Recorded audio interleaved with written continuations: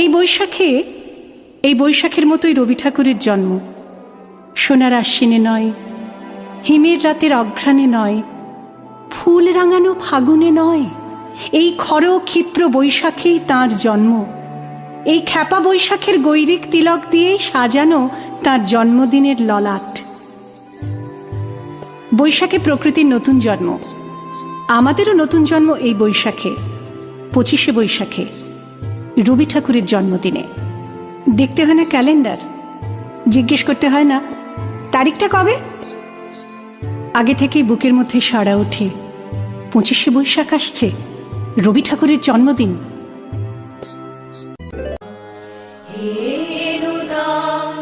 দেখা দি আরবার জন্মের প্রথম শুভক্ষণ, তোমারও প্রকাশ কুহেলিকা করি উদ্ঘাটন সূর্যের মত, তোমারও প্রকাশ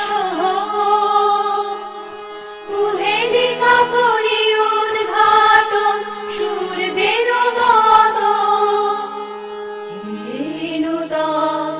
দেখা দি আরবার জন্মের প্রথম শুভক্ষণ। জন্মদিনের পরও জন্মদিন ফুরোয় না, রোজই তার জন্মদিন। 25শে বৈশাখ রোজই, প্রতিদিন প্রতিনিয়তই তার সঙ্গে আমাদের চলাফেরা মেলামেশা। আমাদের হাতের লেখা রবি ঠাকুরের, কথা বলার ভাষা রবি ঠাকুরের, আমাদের প্রেমের চিঠিতে রবি ঠাকুর। ভালো আছি, ভালো থেকো, আকাশের ঠিকানায় চিঠি লিখো, দিও তোমার মালাখানি, বাউ এই মনটারে আমার ভিতর বাহিরে, অন্তরে অন্তরে আছো তুমি হৃদয় জুড়ে। আমাদের সংস্কৃতিকে মাটির কাছাকাছি এগিয়ে নিয়ে যাওয়ার সংকল্পে রবি ঠাকুর, আমাদের সভ্যতাকে দানবের হাত থেকে ছিনিয়ে নেওয়ার সংগ্রামে রবি ঠাকুর। আকাশে, মাটিতে, মনে এত যে বৃষ্টি পড়ে, তার ছন্দ রবি ঠাকুরের।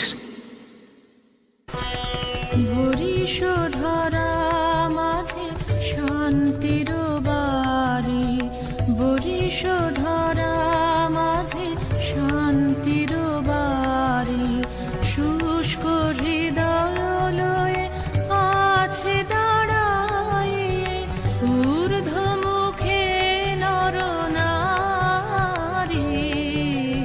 বরিশধরা মাঝে শান্তির বাড়ি। এত যে ফুল ফোটে, তার গন্ধ রবি ঠাকুরের। তাই প্রতিদিনই তার জন্ম, কোনো দিনই তার মৃত্যু নেই। কালের কালা পাহাড়ে সে কোনো দিন যদি ভারতবর্ষ থেকে সমস্ত ঠাকুরের পুজোর প্রদীপ নিভিয়ে দিয়ে যায়, তবু একটি ঠাকুরের বেদী চিরকাল থাকবে মাটির সঙ্গে গাঁথা। কোন ঠাকুর? রবি ঠাকুর, রবি ঠাকুর।